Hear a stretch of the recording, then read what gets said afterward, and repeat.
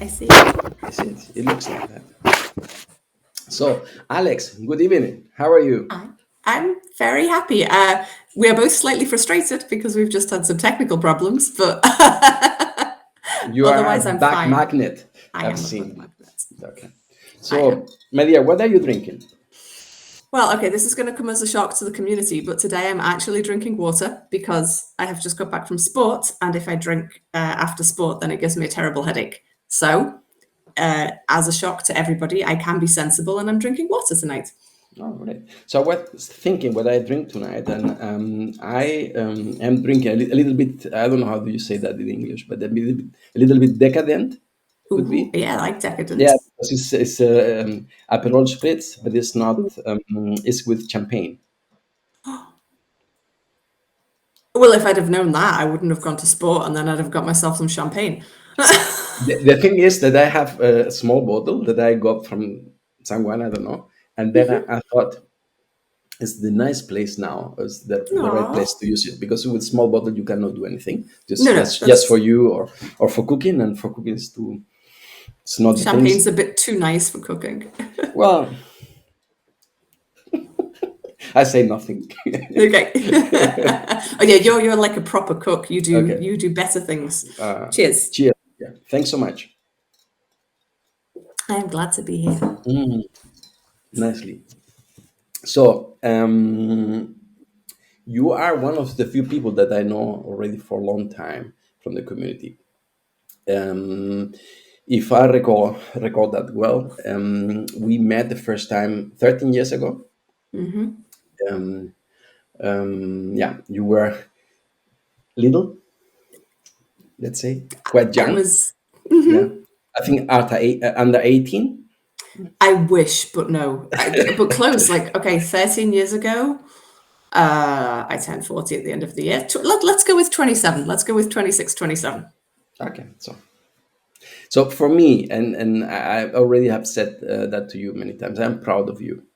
I'm proud of you because I think that you are quite intelligent. You have a warm heart, and I think that you focus quite much on the things that you want to do, and I like that very much. I think also you are a role model not only for women but also for men, and I think this is for me it's nice to see your development the whole time, and for me it's also very nice to see that you don't do not fly. So it means that you are still on the bottom, okay, on the bottom, Yeah. and that's for me very nice because in other case not the case. That's why this person are not with our conference. Where so Yeah. do you Thank you, agree? Pepe. Do you agree with my? Uh, Uh, I mean, yes. I mean, I think I've come a long way. I look at some of the things that I do now and some of the opportunities I've had and some of the things I get to do, and I know that past Alex is just like, oh my God, is this real? Is this actually the case? I also know, and I've told you this a few times, I know that there have been definite people along the way, and you have been one of them that have provided the step up, the leg up, the support to do things, and who have believed in me even when I didn't believe in myself. And so I have thanks. I have thanks to you, Pepe. yeah, thanks so much. I appreciate that much, but I always answer the same. That this is your work, and I cannot take credit on that. This is not only you, but also the other people Somebody involved. had to be crazy enough to give me a stage, Pepe. I mean, I was young. I needed the money. Right? Yeah, yeah. I think that I mean, how do you call that? Eigenerlobsting. How do you say that in Oh, English? okay. Like, yeah, you don't. I don't know what the. I mean, you're asking the wrong person. I don't speak English anymore. Yeah, I know. Something about not praising yourself. Yeah. Yeah, yeah. And the thing is that what I think that I can do quite well is that I can see the people, understand them, and I can see if they have this potential, and there are few people there that they have the potential, and the thing is that you went quite far away from your your comfort zone, doing a lot of things, um, and especially with hype. No, we have Yeah. to name him Yeah, we here. have to mention Hype. Big Yeah, shout out. and this amazing, amazing to see that you try things out, and that you don't have the fear. Of course, you know that if something happens, then nothing's going to happen at all. So Yeah. that's life. So but that's very nice, and thanks so much for the trust too, because that's the thing that's important. Also, when I because it's not only that you are coming to me saying to me, okay, I would like to do that. So I am also coming to you and say, hey, this is a topic for you. I You need, should, yeah. yeah, We because have a good working relationship. yeah, We yeah, have a good partnership. yeah. That's very nice. So one of the things that I want to talk to you is about music. Hmm. So music. So what's music for you? Oh, music is it's family, it's community, it's mindfulness as well. I mean, so much of my life has involved music. I remember hearing my dad play when I was very, very small, and he used to encourage me to listen to music and draw what I could hear.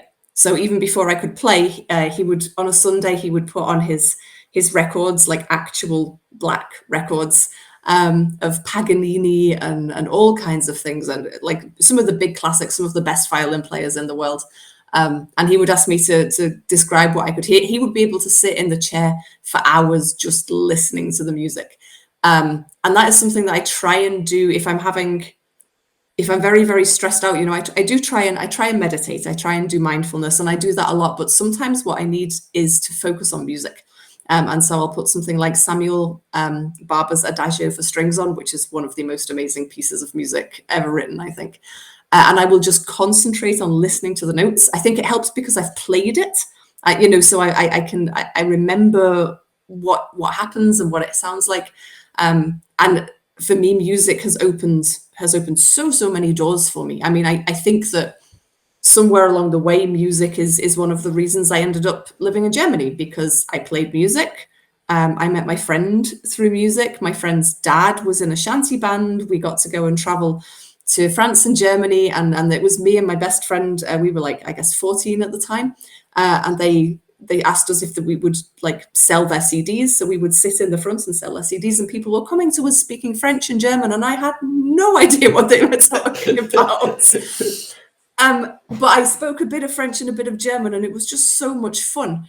And going to folk festivals, and I still do that. And so it's it I think it's completely, for me, music is integrative. It brings so many parts of my life together. I have family, I have friends, I have associations that I've played the violin on stage. And of course, when I'm on stage, when I play with my band, then I also get to perform as well, and I do enjoy being on stage. So it's a hugely important part of my life, and I love. Sometimes I look at my fingers when I'm playing violin, and I'm just like, how do you even do that? Yeah, it's amazing. I mean, it's I started to play piano when I turned 50. Okay, You're 50? and no. I plan to start You playing plan piano to? Okay, when I yeah, turn 50. I'm still 49, already obviously. already for 9 years. Yeah, I'm turning now 58. I'm an old guy. So how are you coming on with piano? How is it going? Yeah, I did it 3 years, and then I didn't have much time because music is work. I mean, Yeah, you need to practice. If you don't practice, it's difficult. And but for me, it was important to show it to my kids that yeah, they can play. So I bought a piano, and we had some lessons at home. And you see that the kids, the biggest one, they play piano, yeah. and my sons play quite nice. And I told them a story about music or playing an instrument. And when I was young, quite young, I went with Interrail through Europe, and Okay. I was visiting friends, and I visited some friends in Langeland. This is a small island in Denmark. So we took the ferry from Kiel to Langeland, and we spent there a few days. And then it was a friend of mine and mine, and we met there two girls, the typical things, Spanish guys, working in a discotheque in a bar, meet people. And so we were in the bar or in the restaurant that night, and we were eating, drinking, and so on. And it was a guitar in the wall, and the chef or the owner of the restaurant said, okay, if you play the guitar and sing, the whole food and drinks are for free. That sounds like a good deal. So, and I said to my friend, hey, I cannot sing, but I can a little bit, but I can play a little bit. If you try to sing, then I play, and then it's everything for free. And the other said, I cannot sing at all too. So we need to pay. And what we didn't understood was that compared to Spain, the drinks and the food was so much expensive Yes, that Denmark is the very whole money expensive. that we planned for a week, we spent at that night. So you decided to learn to sing, or No, I tell my children, so you need to learn an instrument, because there is a day where you can play and maybe you can get food for free. That's a life goal. I like that. Yeah, because I mean, it's for me, when I see people play an instrument, it's always amazing, because it's very nice. I mean, this you can get so much love. Yeah, And this is definitely. and doesn't matter the language, or doesn't matter the instrument. When the people Yeah. do it, that's nice. So if we go to the music, I am a fan of Rod Stewart. So, and I tell you another story. Okay. In Gran Canaria, when I was younger, still younger, maybe was 16, 17, something like that, I went always to Playa del Inglés. I don't know if you know Playa del Inglés. It's a touristic part in the south. Okay. And there were a pub. This pub, the name of the pub was Poco Loco, or something like that. And the owner of this pub was an English guy. And the whole wall around was with picture of him with Rod Stewart. And he played the whole night Rod Stewart songs. Now that's fascinating. My mum's favorite performer was Rod Stewart. So I have a very special place in my heart because I grew up listening to it. A very special place in my heart for almost anything that's Rod Stewart. And he has a very recognizable voice as well. So yeah. Yeah, and that's why that's why I'm coming to the point, because I read a few days ago that you wrote that your mom liked that, and I know that I mean, you were very lucky. I have to say that you could grow up with your mom. Yeah, but my father died when I was 7. Yeah, this is it's hard. That's early to lose a parent. Yeah, this is early. How was your mom? She was, oh God, I said, so shortly after she died, I said, if you know me, you know my mum, because I am in so many ways so very, very like her. She was very no nonsense. She was as tough as nails. She was tougher than I am. Like she was. I moan a lot more than she did. I remember as a teenager, like the first time I had period pains, and I was like on the couch going, "Oh, mum, it hurts," and she was just like, "Get on with it." So yeah, so there was. She was definitely not gonna give you loads of sympathy for pains that that were just there. She was. She never grew old. She was always up for a party. She was always up for an adventure, and yeah, she was a fighter. And I miss her greatly. I miss both my parents. And at the same time, right, multiple things can be true at the same time. I was very lucky that I had such great experiences with them. Mum came to Germany multiple times. She loved asparagus. She loved coming. I don't even think she liked visiting me. I think she just liked coming to Germany for the Christmas markets for the asparagus. No, I think I think our parents love us. I think so. Yeah. No, uh, 6 months after she had most of her lung removed, she flew to Thailand for my sister's wedding. Like 6 months later, she's on a long distance flight. I think the insurance cost her more than the flight because, of course, nobody wanted to insure her for going to Thailand. And her answer to that was, she said, if it wasn't for the fact that the kids would be left with the problem, she would just be like, well, if I keel over in Thailand, just leave me there. So, yeah. Yeah, parents are crazy. My mother is she's still alive. She's 98, Wow. and there was the last time she was flying alone, visiting me was when she was 93. So still That's amazing. still flying alone, and she was three times a year here visiting me. So Yeah.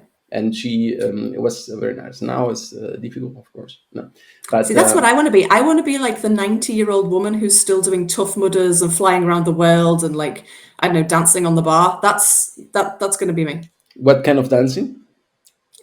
Pole dancing, for example.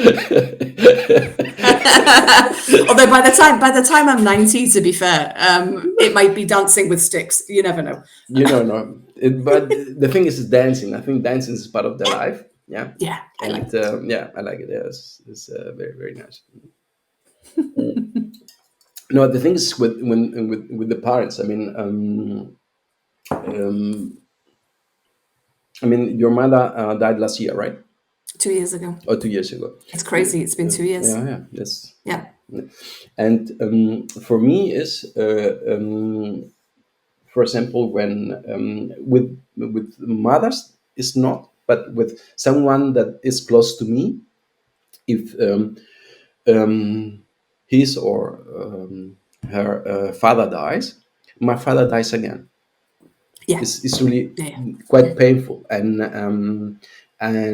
if they are quite close to me, I normally write them a handwritten letter.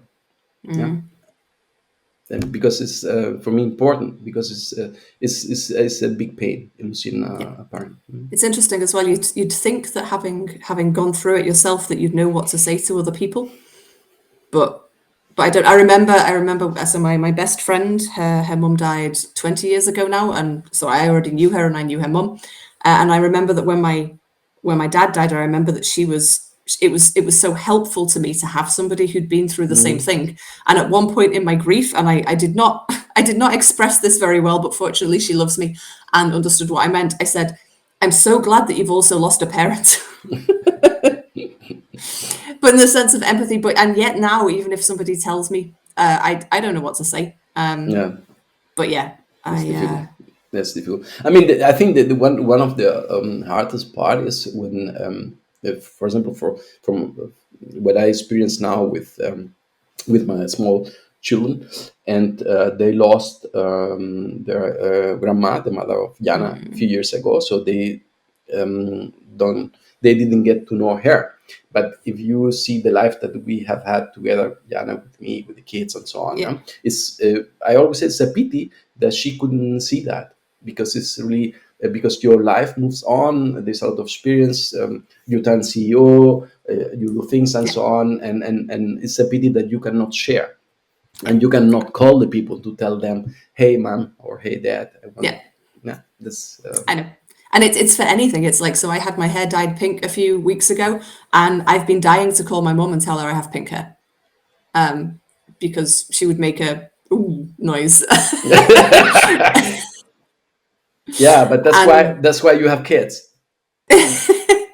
Yeah, so she can. And then, like, with all of my tattoos, she'd be like, "Oh, that's very big," but then she'd be like, "Actually, it's quite nice." And I don't know. That's what you made me think. There's a good metaphor, and of course I don't know who wrote it first, but it's called The Ball in the Box, and it's a metaphor for grief, which is that so if you imagine there's a ball inside a box, and when the grief is very, very fresh, the ball is so big that it continually touches the sides of the box, and every single time that hurts like hell. And over time, the ball gets smaller, which means that it's not always touching the side of the box. But if something shakes the box, then you never know what will shake the box, right? It can be a song on the radio, it can be anything. and it hits the wall, and it hits it with exactly the same pain as it did the very day after.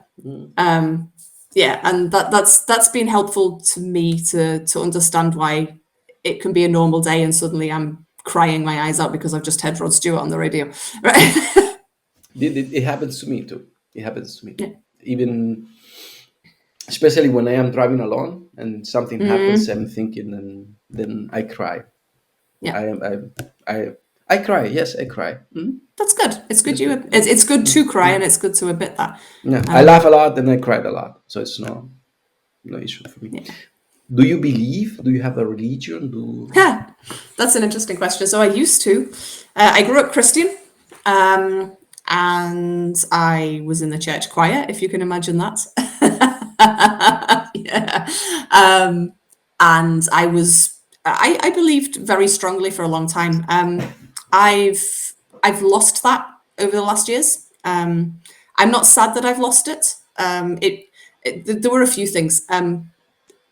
Weirdly enough, one of the main things was that as a feminist, I just didn't see myself being represented in this religion. I was standing in church listening at somebody's wedding. I mean, I hadn't been going to church for ages, but I was at a wedding, and all of the readings were by men, and it's all about men, and the women are in there are, I don't know, the kind of plot devices is what it feels like, and the whole point of marriage is that women and men come together, and you're not, I don't know, you're not whole if you haven't done that, and woe betide if you decide not to have children, right? I mean, let's and so, and I was just like, this doesn't feel right anymore. And I've gone through a few times of my life when I've really, really questioned everything. And one of the things that came out of that was that I don't think anymore that this is the dress rehearsal. I think that this is what we have. Yeah. And I think that the final nail on the coffin was for Mum's funeral, when me and my brother and sister decided that we didn't want a church service because we would only think that what they were telling us wasn't right. And yeah, I've been investigating Buddhism because I've through working with my therapist, I've done a lot about mindfulness and about living in the moment and about accepting things as they are, and all of that comes very, very much from Buddhism. So I found, and it's weird, like if you grew up religious and you stop being religious, there's a hole of what used to be, I don't know, if you're stressed out, you kind of go, oh, I'm going to pray, or I hope this, or or you kind of get used to thinking that people are in a better place or that God's looking out for you.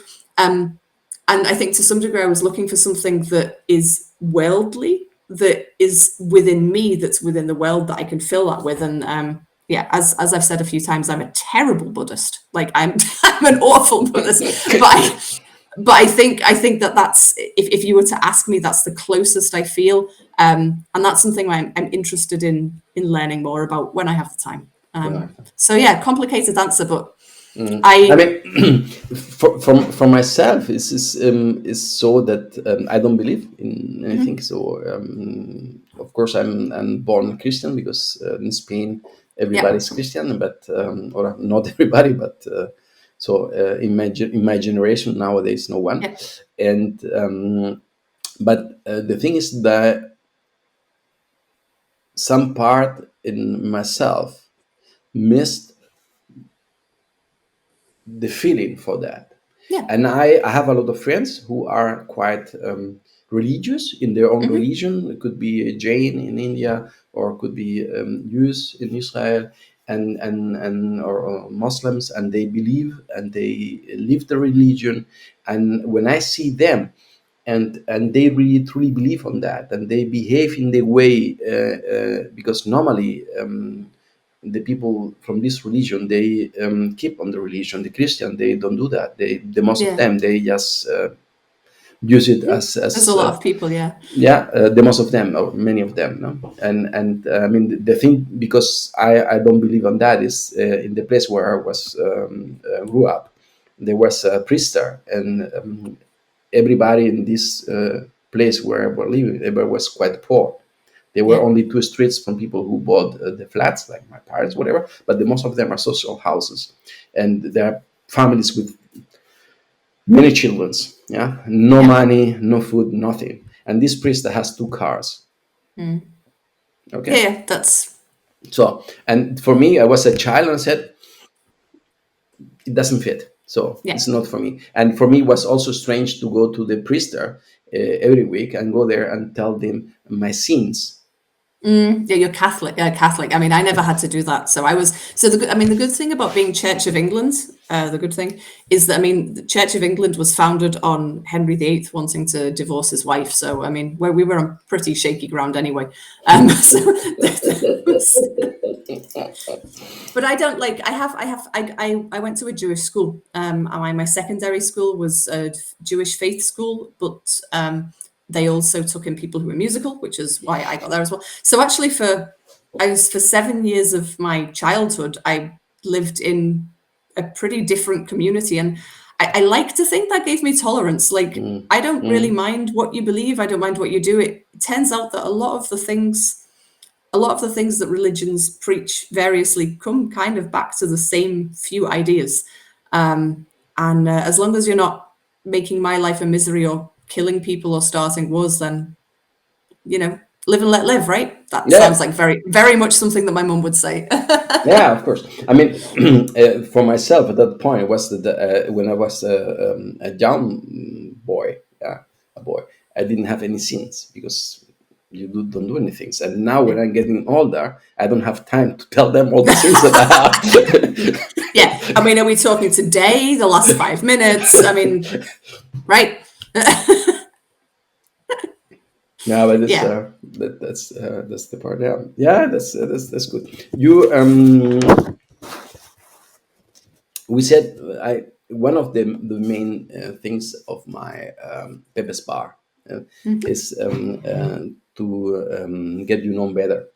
Okay, because the business part I don't care because That's you know just work. yeah yeah this it's but the importance are the people itself and I always said this is standard say for myself that said we are the result of our childhood.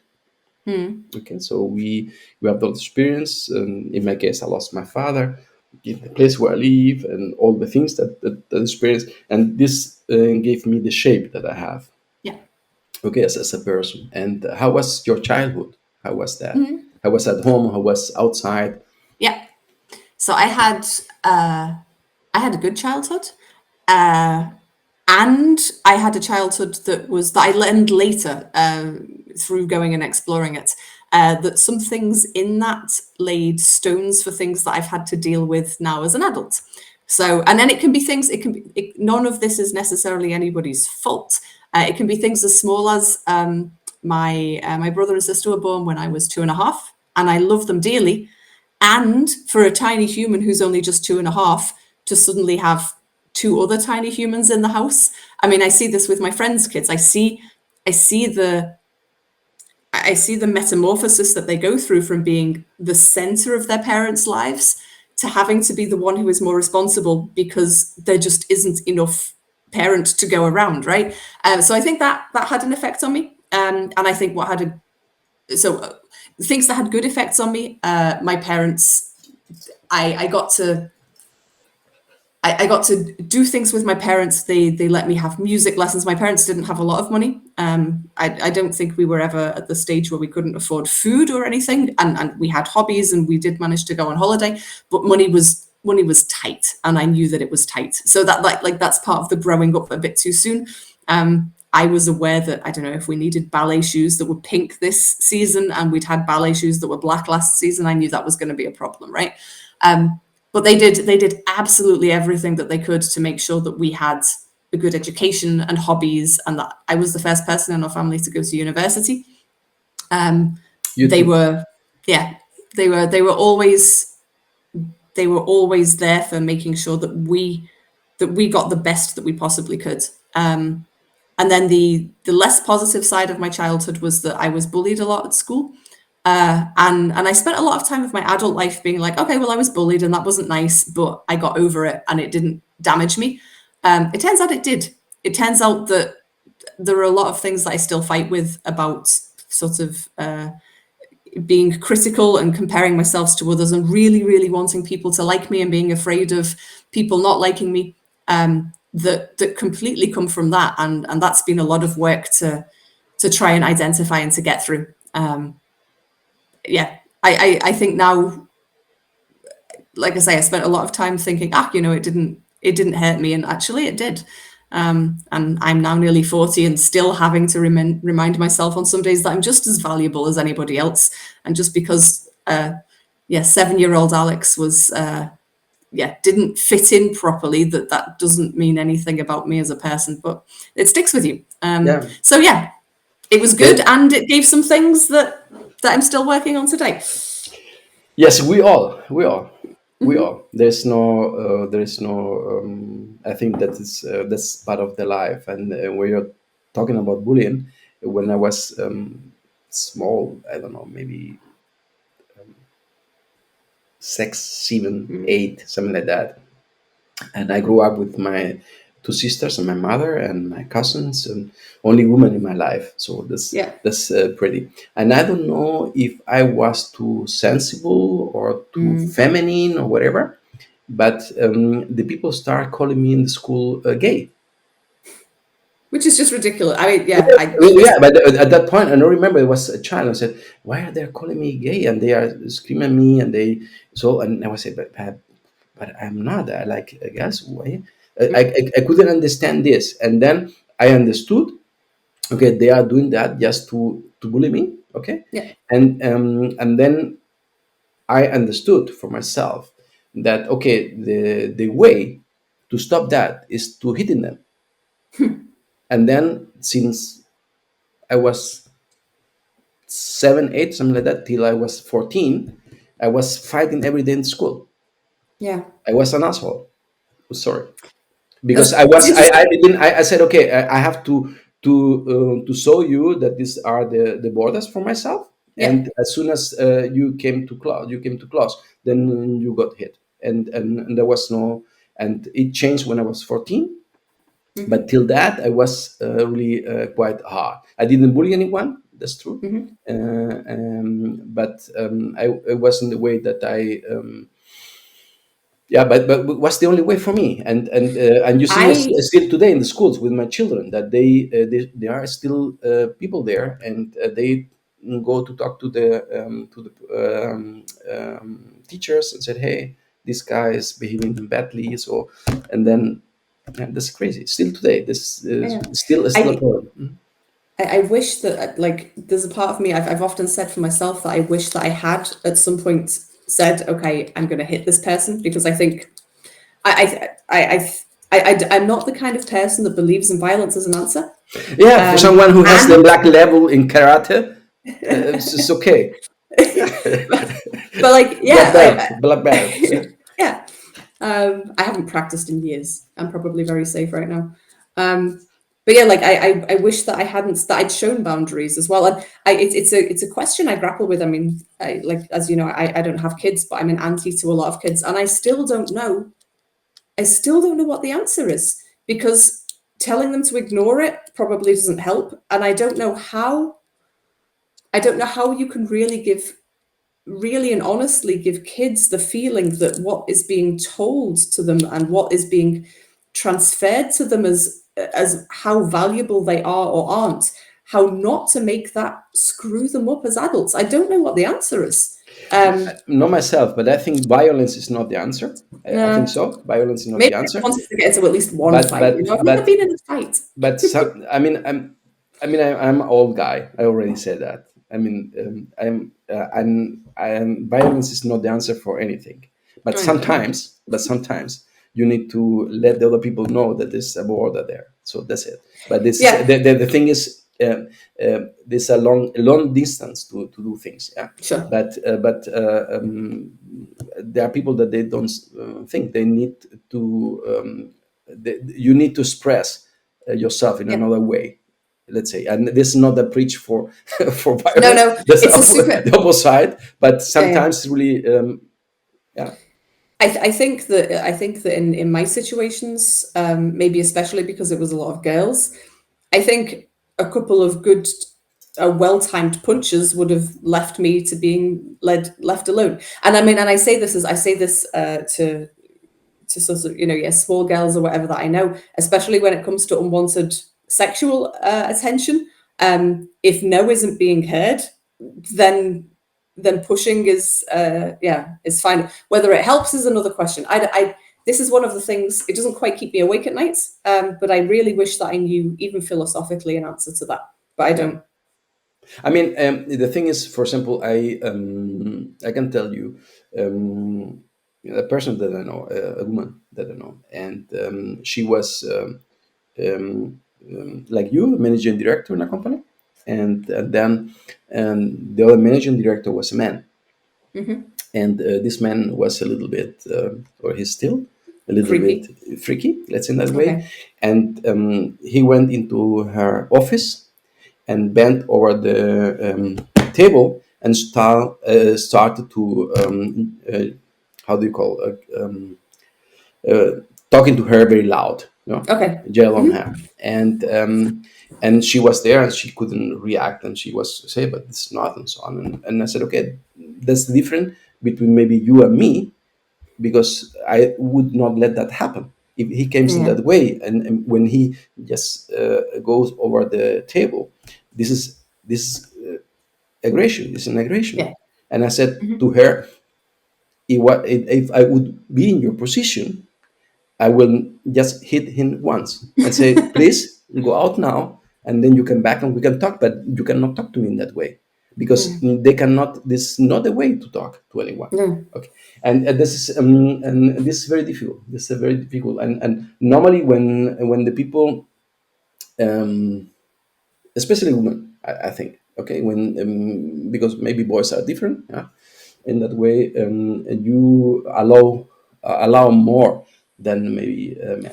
I think Yeah, so. I think there's so much that plays into that. There's this kind of, there's this idea that I do think that women tend to get socialized more to be harmonious and Yeah, to yeah, not cause problems. yeah, So there's that you've grown up with. There's the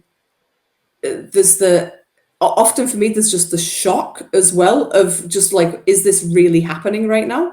And then even later on, or even if at the time you're like, right, I'm going to stand up for myself, whether it's saying you can't talk to me like that, or whether it's standing up and leaving and saying I'm not going to be part of this, there is the fear of violence. yeah. There's the fear of actual violence that and so True.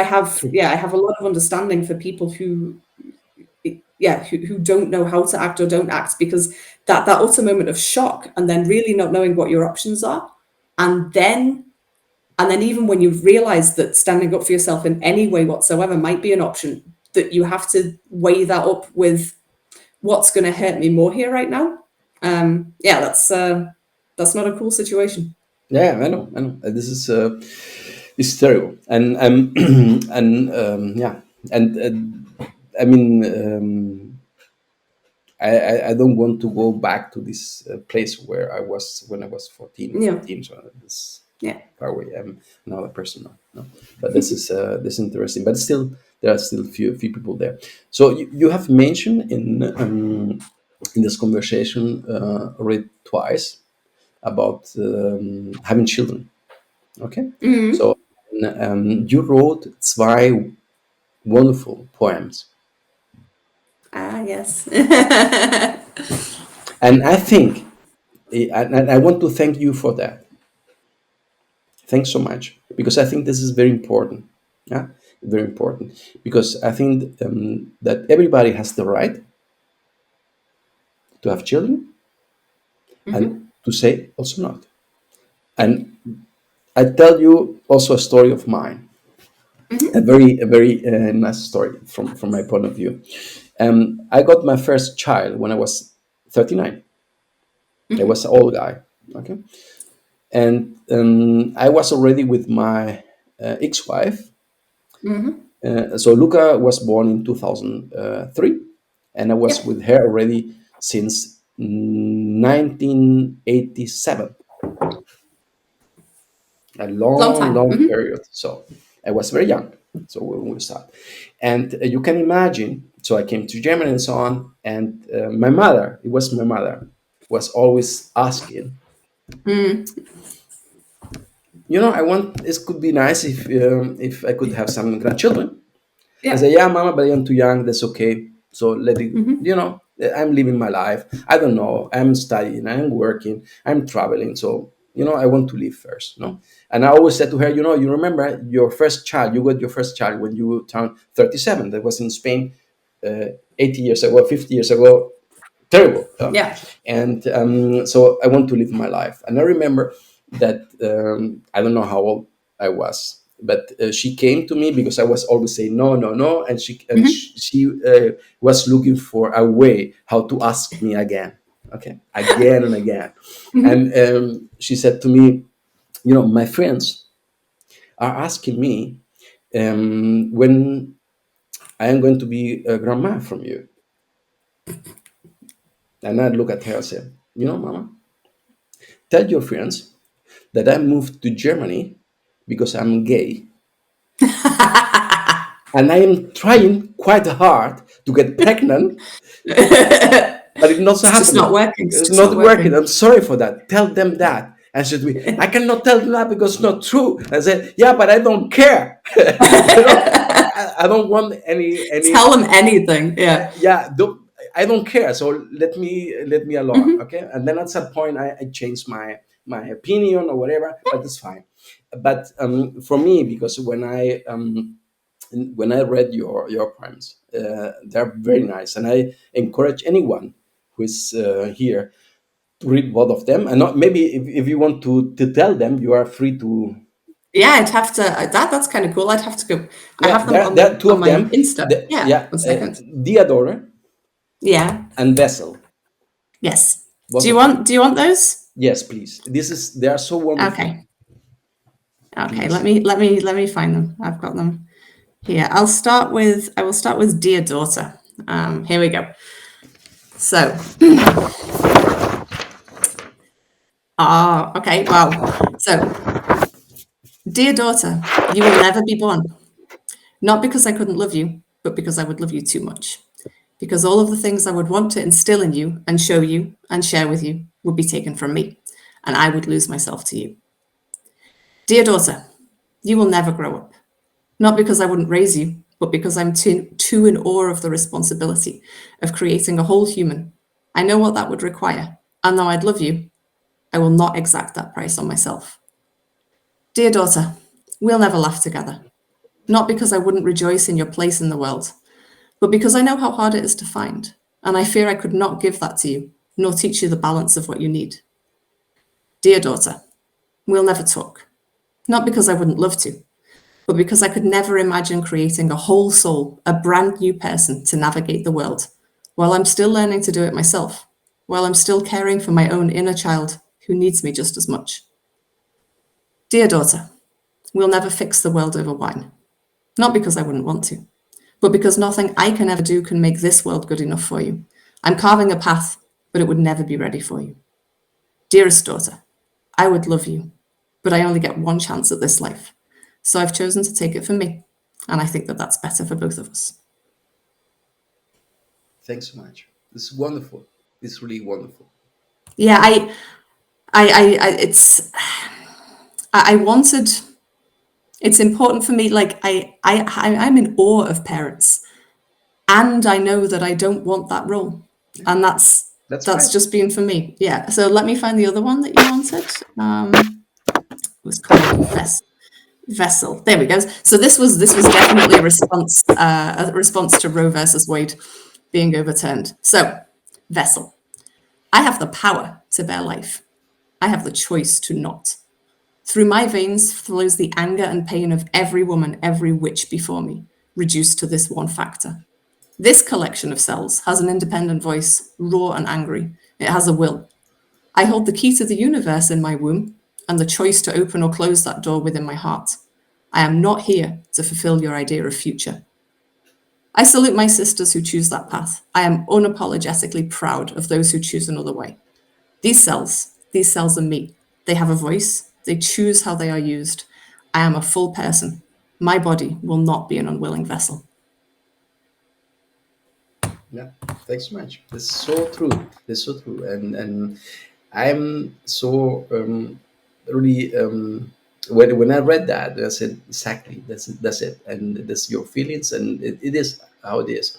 And the thing is that people, um, I don't know how do you say this in English, but they want to mix your life. They want to tell you how your life should be or not should be. Yeah. And I today, I mean, I'm 57. I'm turning 58. My daughter is 3 years old. My son is 7. My other daughter is 17. My son is 19.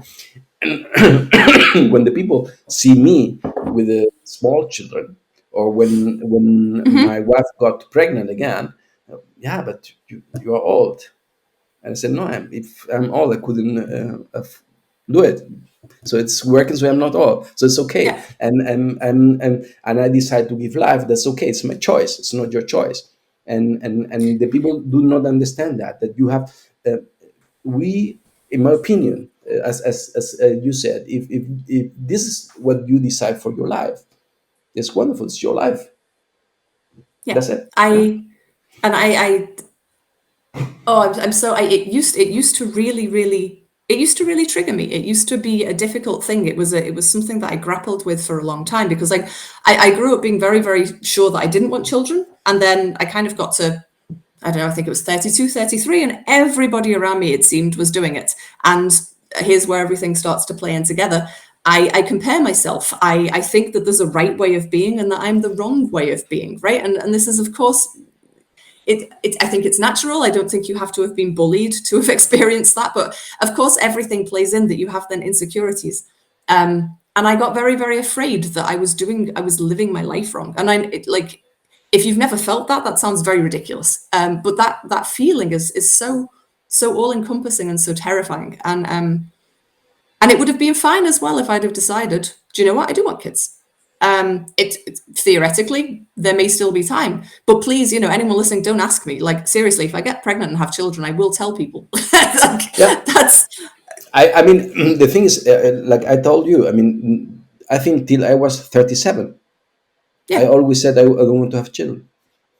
I from my life now, I don't need children to be happy or to fulfill my life. So I don't need it. But at some point, I changed my mind. I did it. So and it's crazy because at the time before, I need to give an explanation, and now having children because I am old. Yeah, I need to yeah. give explanation So again. yeah, it's like if you're not fitting to society's norms in every single way, you can't win anyway. So you may as well just live your life as you want to. So my current thing is I tweeted about this as well. So I still get annoyed when people like the first thing they ask is about children. We're cool, you know me, and this I'm fine to talk to you about this. But like people you've met for 5 minutes, and I get it. I totally understand that it is still currently. I'm just asking. I'm just making conversation. But we kind of need to get away from the fact that that's okay because you could have literally that morning had a miscarriage. You could have been trying forever. You could have been raped the night before and hoping that you're not pregnant. There's all kinds of things that are just so difficult with that conversation. And then even if you say no, then you ask why and why not. So I've decided. I was talking to oh gosh, I've forgotten which of my lovely co-witches it was. But we decided that now, when especially men if ask us if we're going to have children and why not, I'm just going to start asking men if they're circumcised or not. And if they say no, then we'll say, why not? It's really good for your health. It's supposed to be awesome. And like start talking to them about whether they're planning on cutting off their foreskin and see how they like it. Yeah, except I probably won't be brave enough because the last time this happened to me, I was in a taxi, and the last thing that you want to do in a strange city is annoy a taxi driver who is in control of where you're going, right? So, yeah, yeah. yeah. It's So crazy that's life. Crazy life. yeah. But again, thanks so much for the poems because I think that's important. Thank Also you. I didn't. for I know that I see that you follow me on Instagram, but I hadn't put two and two together. Thank you. I enjoy sharing them. Thank you for that. yeah, yeah, because I think from my point of view, I think that and that's why I said the role model. Okay, and I think this is important that and I think we are in the time. in in the world where everybody should live the life that they want. And it There's doesn't matter what you choose or do not choose. You know, yeah, you and I think that I don't understand really. I don't know if this had something to do with my age again, but but I really don't understand why the people are so stupid. Because you know it's I have no opinion about your life too. So yeah. you live your life. That's okay for me. So I don't care. So if as soon as you are not coming here and kill me, it's everything is fine. Yeah. Yeah, exactly. I don't know. I wonder whether some people. I mean, I guess honestly that some people really are interested. I can only imagine that if if for you your life has been like, oh my God, I cannot wait to have children, I cannot imagine my life without them, then I can imagine that there's a definite curiosity there. And amongst close friends, that's absolutely fine. It's the fact that it becomes like a, I don't know, an opening conversation point for literally taxi drivers. And I met a guy at conferences years ago. I met a guy at a conference and I'd known him for like 5 minutes. He's asking me, and I'm like, no, not for me. And he said, well, that's a shame. You'd be such a great mother. I'm like, you can't know that. You've known me for 5 minutes. Like, what, just because I'm a woman? Nah, it doesn't qualify. Yeah. Yeah. Yeah. So, yeah. Crazy. Yeah, so and then you get into the then I'm in total angry feminist mode, because of course then you get into like trying to explain to people why the thing that they've just done is not cool, and then I'm not very good at doing that without getting, you know, angry and animated, and then I just further perpetuate the idea that feminists are angry people. Yeah. Oh That's well. okay. So we are in a bar. Hmm. You're in a bar, and I am your bartender. Okay. So I already tweeted that. So I will have my own bar in the Agile Testing Days. So and I will mix some cocktails. So I have Ooh. to practice a little bit again. Yes, So yes. and I will have also some chats with some people, and we will publish that too. But in the bar, so we have some questions that we ask Hmm. everybody, so obligatory questions, and Okay. one of them is what is your favorite drink? My favorite drink. Favorite drink? Ooh, that's really hard. So, I mean, I think everyone who knows me knows that I do love a good gin and tonic. Hmm? I know. I think that I loved about 11 of them one night at the bar at Agile Testing Days. In the morning. Yeah, maybe. Um, I'm currently a big fan of dark and stormy, so rum with ginger. But I think Oh, if the yeah, I think, but if there's a drink that like I will always want a drink of it, and it's just great. Is in German Sekt, so prosecco. Obviously champagne is even nicer, but I don't always buy myself champagne. Yeah, like fizzy white wine. Who thought of making wine fizzy? It's just the best. yeah, cava. The cava Yeah. that we have at the Agile Testing Days. Yeah, yeah. Hmm. Oh, nice, nice. So if you are in the bar, by which song you just start dancing? Hit Me Baby One More Time by Britney Oh, Spears. oh, okay. Hmm. Even me feel like maybe. If you could choose, who would be your favorite person to talk at the bar? To talk to at the bar, would we be? Who would I want to talk to? Gosh, I honestly don't know. I mean, like with the exception, I mean, I could say my parents, right? That would be wonderful. Like in terms of famous people, or like Anyone? I don't know.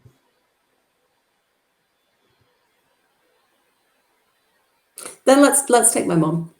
That's Then that's good. we're gonna need more gin and tonics though, because she'll. Yeah, yeah. And Rod Stewart in the back. Yeah, that would be good.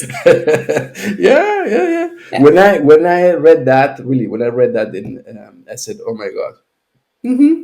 yes, yes." There's a link. There's a link. There's a link.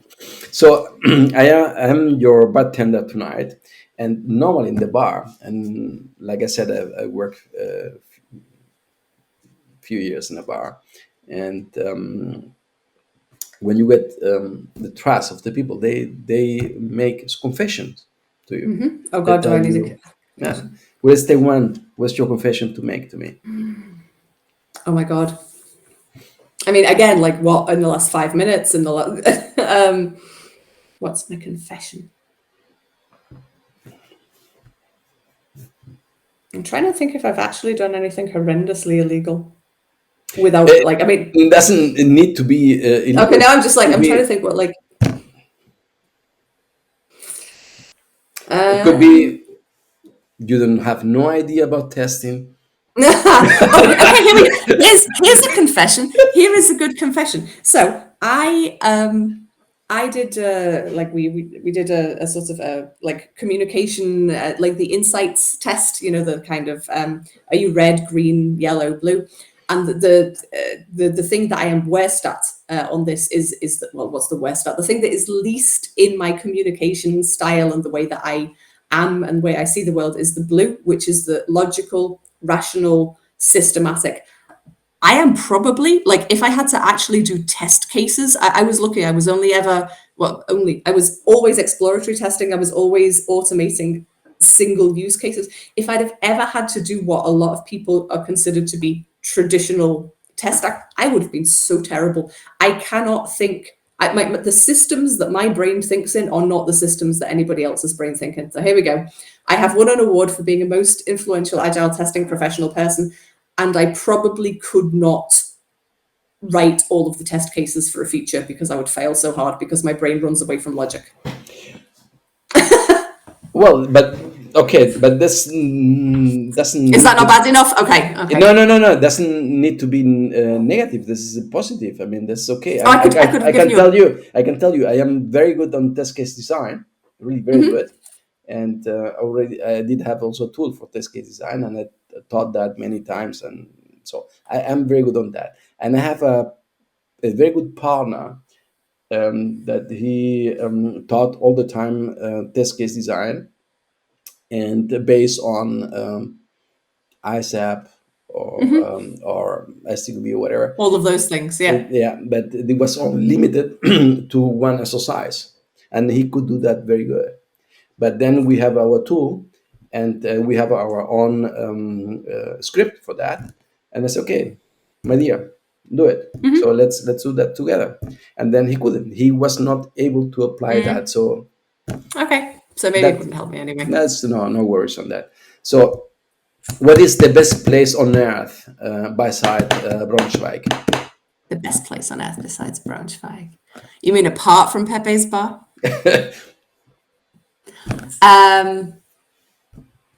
You know, I'm gonna say Whitby, which is a tiny fishing village on the east coast of the UK. And I've been going to a folk festival there for, since I was 12, 13, not quite every year, but for a lot of those years. And it's like the place that time forgot. It's touristy, you know, it's full of arcade games and ice cream vans, and there's a psychic and all of these things. But that place is a part of my soul. Yeah. Are you from Wales? There, it's good. No, I'm from Liverpool. From Liverpool, okay. Yeah, close to Wales, but yeah. Okay. So there's a part of my soul that is in Whitby, and that is a good place to be. Okay. The best way to say bye-bye or goodbye. Oh. So if I have to, with a giant hug. Okay. Like big hugs, and the best way to say goodbye is already to know when you're going to see them again. I find goodbyes very hard. Thanks so much. It was really a big pleasure. Really. Pepe, thank you so much for having me. This has been lovely. Okay. And I can't wait to see you in a few weeks. Yes, we are going to be there. So thanks so much. Thank you. I will make a picture so that I can post that in Twitter. Okay. Wait a second. Okay. Yeah. Good night. Take care, my dear. Good night. You too. Bye-bye.